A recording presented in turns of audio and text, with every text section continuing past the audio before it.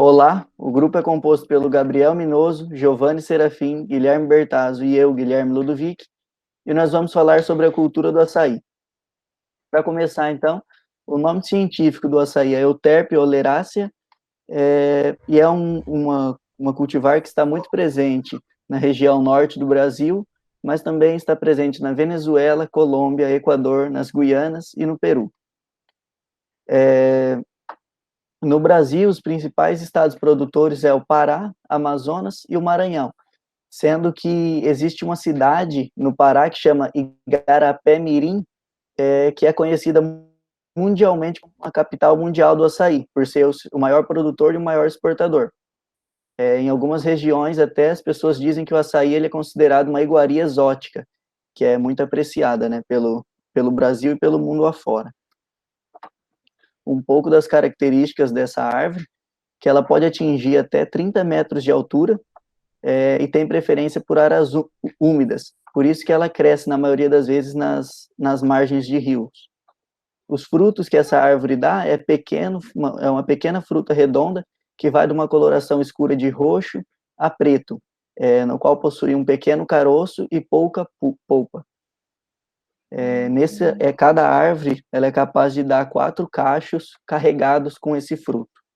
Aqui está a imagem demonstrando como é uma palmeira aí, bem alta, e embaixo é o cacho com os frutos de açaí. A importância econômica.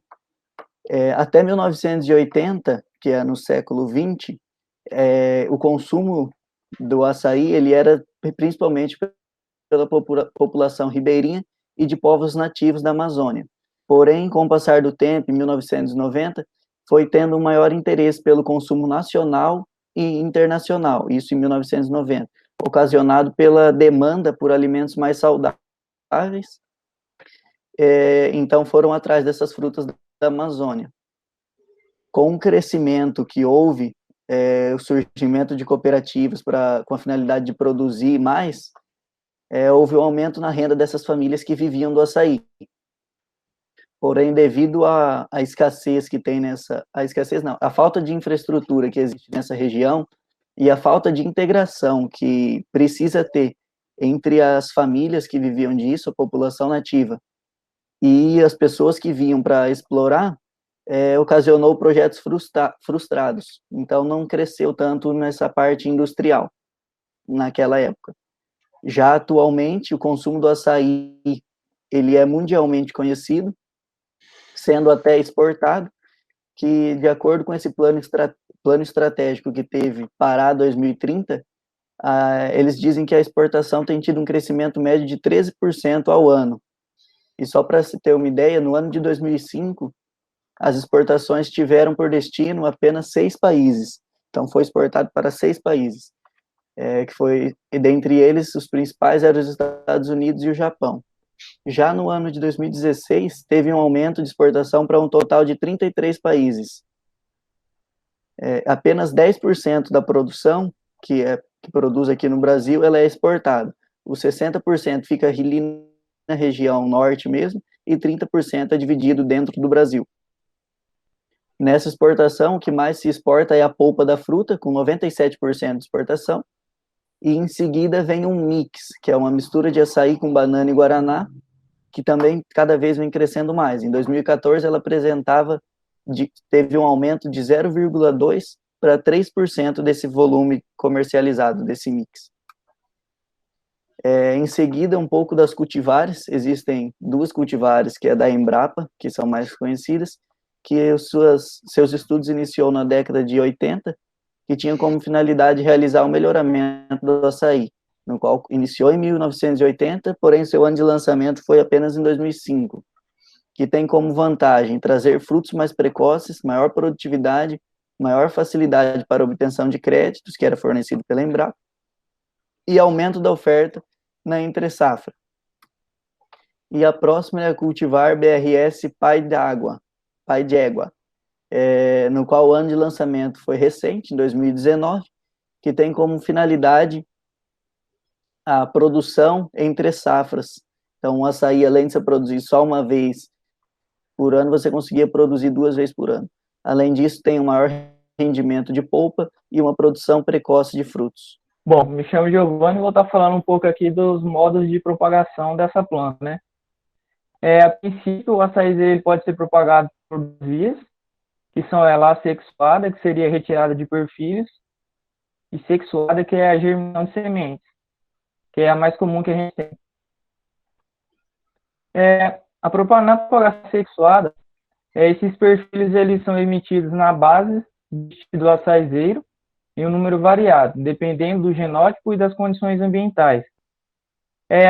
Aqueles açaizeiros que eles vão estar sendo plantados ou cultivados em áreas mais alagadas, essa parte de brotação aqui nos perfilhos vai ser reduzido, né? Por causa da água, da respiração, que vai ser afetado. Uso restrito por causa de pequeno número de plantas, como a gente pode observar nessa imagem. Nessa brotação aqui tem umas 4, 5.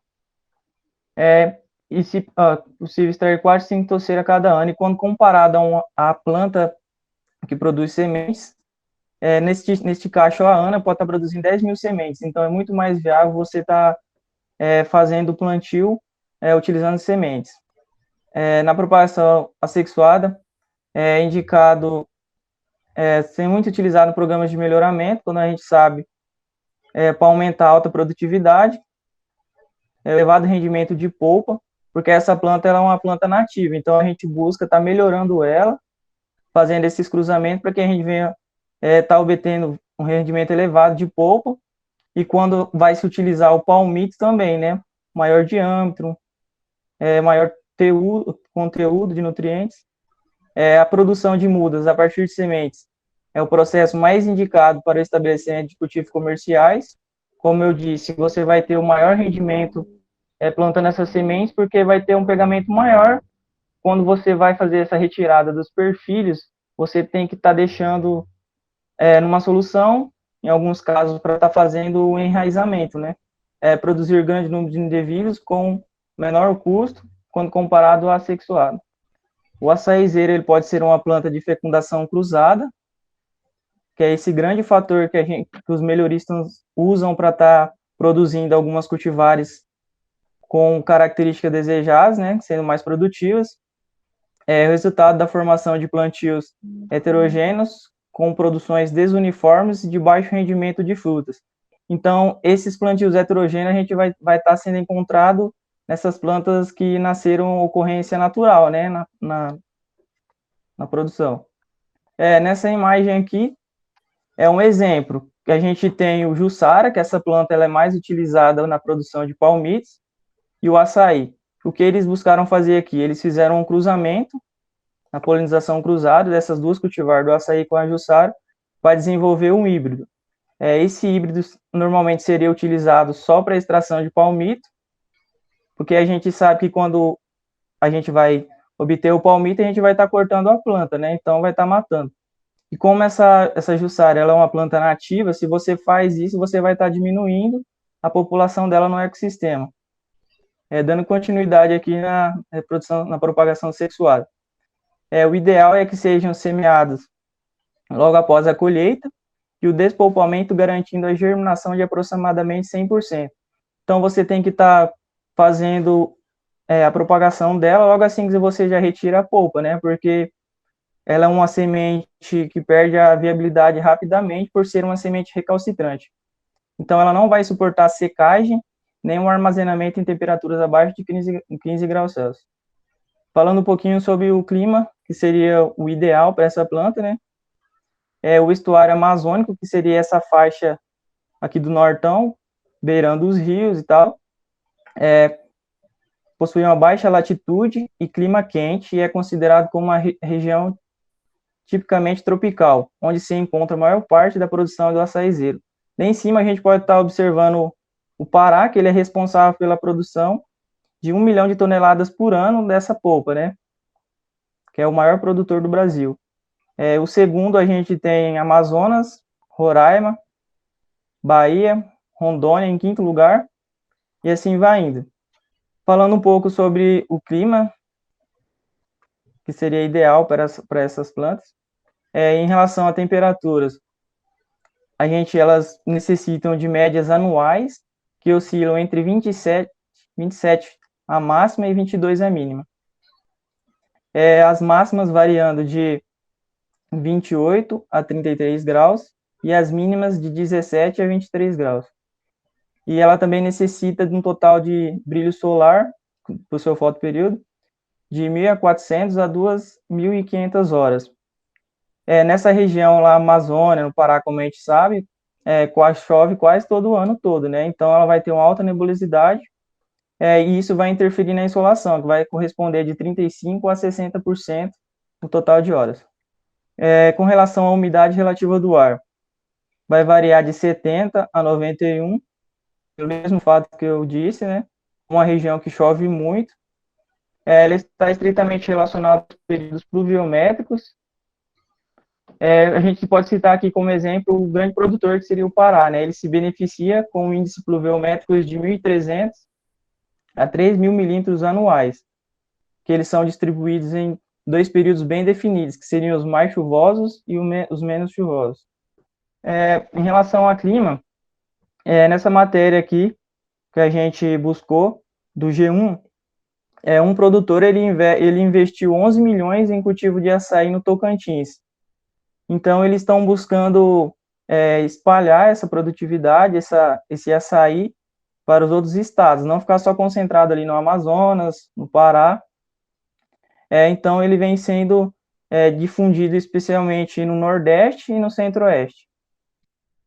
Essa aqui é só para um exemplo da BRS Pai de Água, que foi desenvolvida pela Embrapa. Aqui ele vai mostrar a necessidade de água por touceira em açaí, que seria um esqueminha utilizado para você estar fazendo o plantio irrigado, né? Então, de uma a duas touceiras no primeiro ano, ela vai necessitar de 40 litros de água por dia, e totalizando isso por hectare de 16 mil litros de água, e assim por diante, cada vez aumentando mais a sua necessidade, né? Por ser uma planta nativa de lugares com alta pluviosidade, com alto índice de umidade. Em relação ao solo, como na Amazônia predominam em superfícies que ocupam 2 padrões de solos, que a gente chama. A gente tem, de grande maioria, que são os solos de terra firme, que o seu pH ele vai estar variando de 4,5 a 6,5, e normalmente com solos pobres em cálcio. Seriam esses solos latossólicos, que ocorrem nas áreas não inundáveis do estuário amazônico. Seriam aquelas áreas que não vão ser afetadas pelo aumento do nível dos rios. Então, esses solos eles são bem drenados, eles são porosos, fortemente ácidos, de baixa fertilidade. Solos profundos, fortemente desgastados, com texturas variando de leve, arenosa e muito pesada, argilosa. Aqui a gente tem 2 imagens, né, que vai estar mostrando solos de terra firme. Se eu não me engano, nessa primeira imagem, ela é de área irrigada. E aqui a gente pode estar observando na segunda imagem também os brotamentos, né, que é uma das características do açaizeiro, que ele vai mostrar mais, vai aparecer mais de um perfil, como aparece no Jussara, que é só um. E aqui os solos de várzea e Iguapó. Então, o seu pH ali vai estar em torno de 4,5 a 5,5. Eles não vão apresentar boas propriedades físicas. Tem elevada fertilidade por causa de sucessivas deposições de sedimentos, por causa da ocorrência de chuvas, né, que vai estar aumentando e elevando o nível dos rios. E solos hidromórficos que ocupam em áreas planas baixas de formação sedimentar recentes que margeiam os rios. Os principais solos hidromórficos encontrados na região amazônica, segundo Falese. A gente sempre vai estar falando aqui em região amazônica do Pará, porque é onde tem grande concentração do açaizeiro, né, onde são os maiores produtores. Então, a gente tem o plintossolos, normalmente de baixa fertilidade, espodossolos ou podossol hidromórfico, são de baixa fertilidade e excessivamente ácidos, e os gleisolos ácidos, resultante num acúmulo de sedimentos, e por isso tem fertilidade de média a alta. Então, a gente tem que levar esses tipos de solo quando a gente for querer implantar nossa cultura de açaí. Aqui nessa imagem é só para estar exemplificando, né, o que foi dito. Mata de terra firme, que ela não vai ser afetada pelo aumento do nível dos rios. Mata de várzea, que é onde se encontra a grande maioria também, e a mata de Iguapó.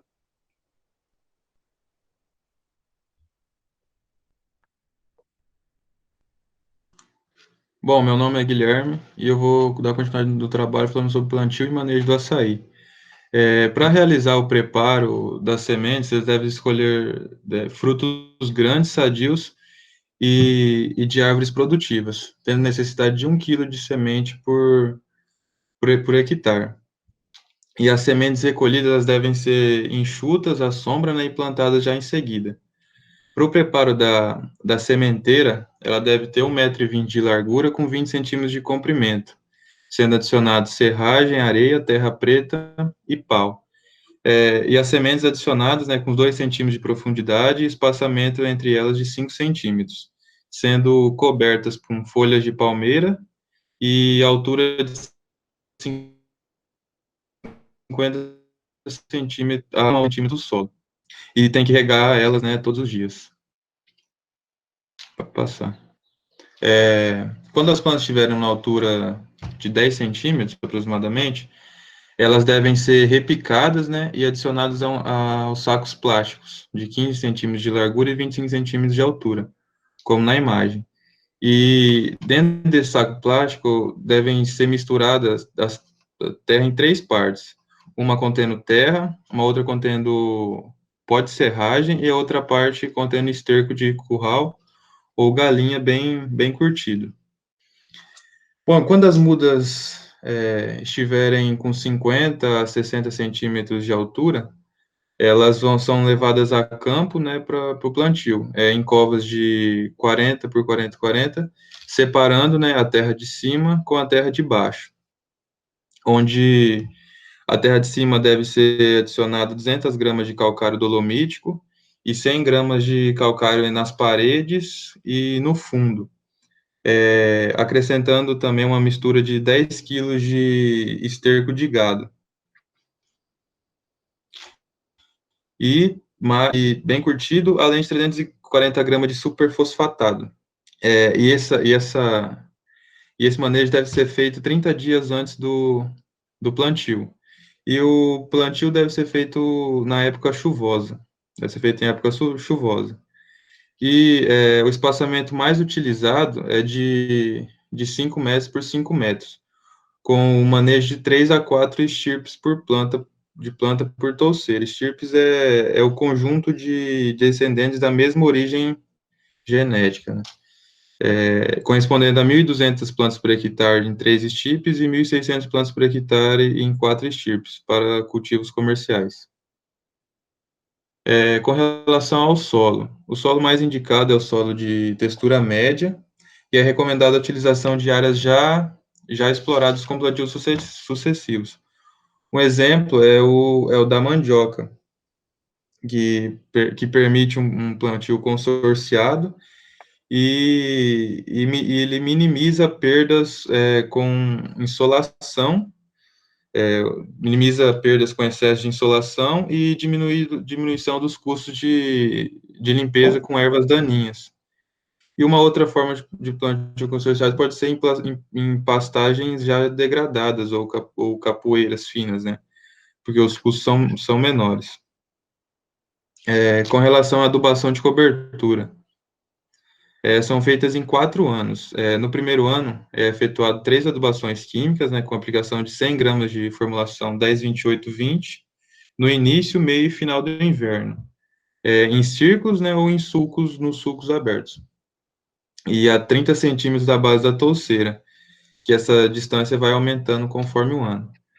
Ou substituir essa formulação por 55 gramas de sulfato de amônio, 60 gramas de superfosfatado triplo e 35 gramas de cloreto de potássio.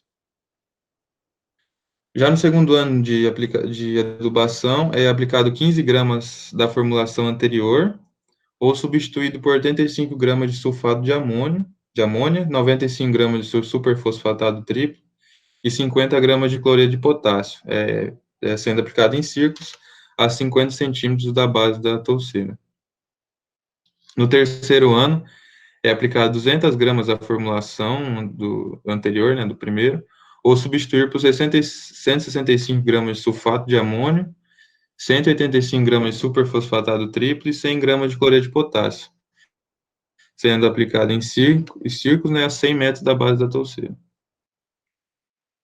No quarto ano, é aplicado 192 gramas de ureia, 1.200 gramas de superfosfatado simples e 630 gramas de cloreto de potássio, que elas são divididas em 3 aplicações, né, início, meio e final do período chuvoso.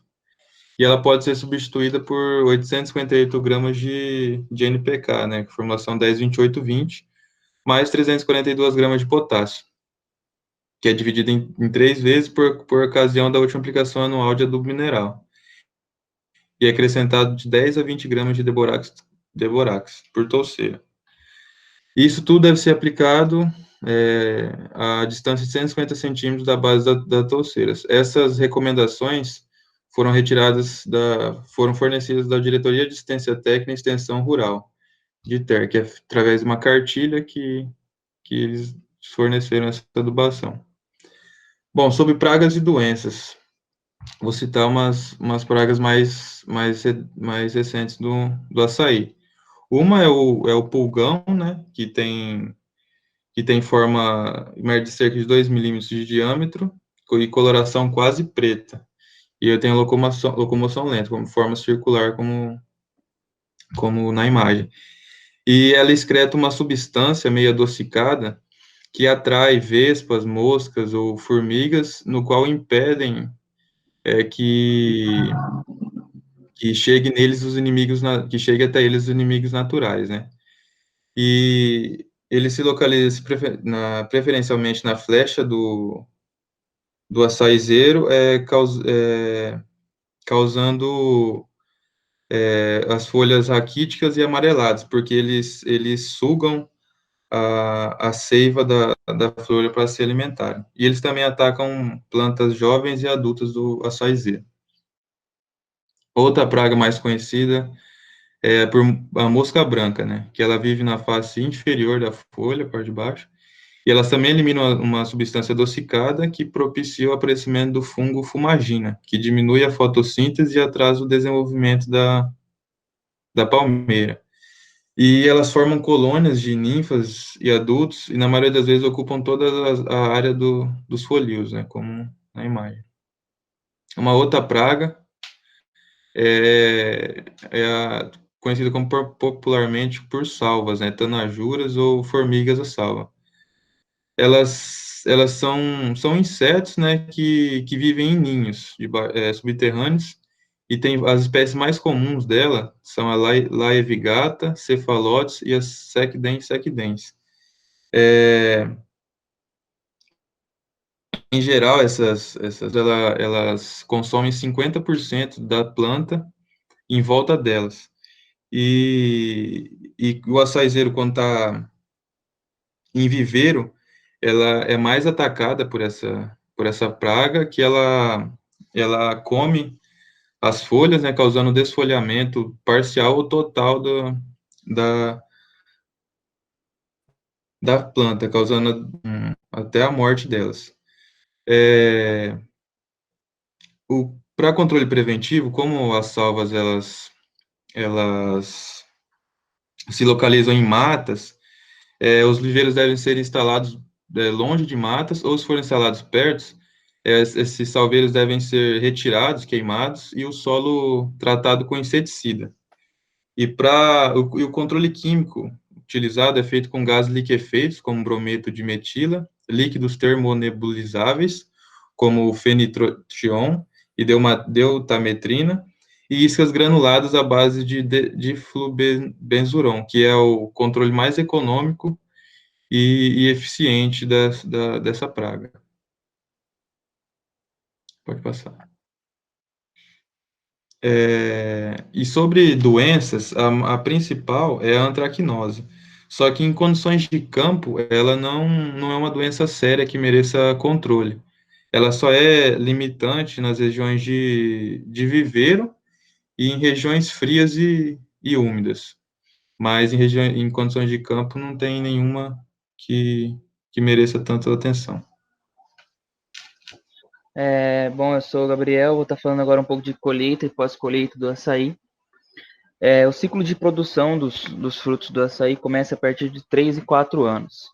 Após o início do ciclo, os frutos demoram de 5 a 6 meses para atingir a fase ideal para a colheita. Os frutos do açaí geralmente são formados em cachos, né?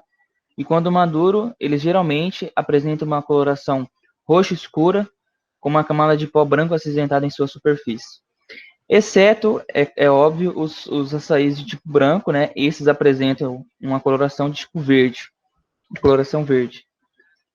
Nessa foto nós podemos ver um cacho de açaí, os frutos presos às ráculas. Pode passar. E as safras do açaizeiro. No estuário, na região do estuário amazônico, como o Giovanni havia falado já, que é a região onde mais produz açaí, nós podemos notar 2 tipos de safra. A primeira é a safra de inverno, onde ocorre num período de maior chuva, né? Esse período, os frutos do açaí não apresentam uma grande homogeneidade e a produção é menor e a qualidade do fruto também é inferior. Já a produção de verão, essa sim é a melhor safra, a safra de verão, ocorre no período de maior estiagem, possui uma produção de 2 a 3 vezes maior, possui uma homogeneidade maior nos frutos e, consequentemente, uma qualidade superior. Nessa foto nós podemos ver os frutos do açaí já debulhados dentro dos cestos. Eu vou estar falando mais desses cestos posteriormente. Os procedimentos de colheita. A colheita do açaí inicia-se 180 dias após a antese. E essa atividade possui uma dificuldade elevada, pois os cachos do açaí podem estar entre 10 a 15 metros de altura. Então, para facilitar essa atividade, normalmente a colheita é realizada na parte da manhã, a fim de evitar ventanias e chuvas, proporcionando assim uma maior segurança ao colhedor e uma maior segurança aos frutos também, né, para evitar que caia, que se degrade, enfim. Para que seja possível a colheita do açaí, o colhedor escala o estipe com o auxílio de uma ferramenta chamada peconha. E com muito cuidado ele vai retirar o cacho, vai cortar ou vai desprender o cacho do estipe, com cuidado para que o cacho não caia no chão e os frutos não se desprendam das ráculas. Após a colheita, é altamente recomendado não depositar os cachos do açaí diretamente no chão, e sim em cima de uma lona ou uma toalha de plástico para evitar a contaminação dos frutos. Pode passar.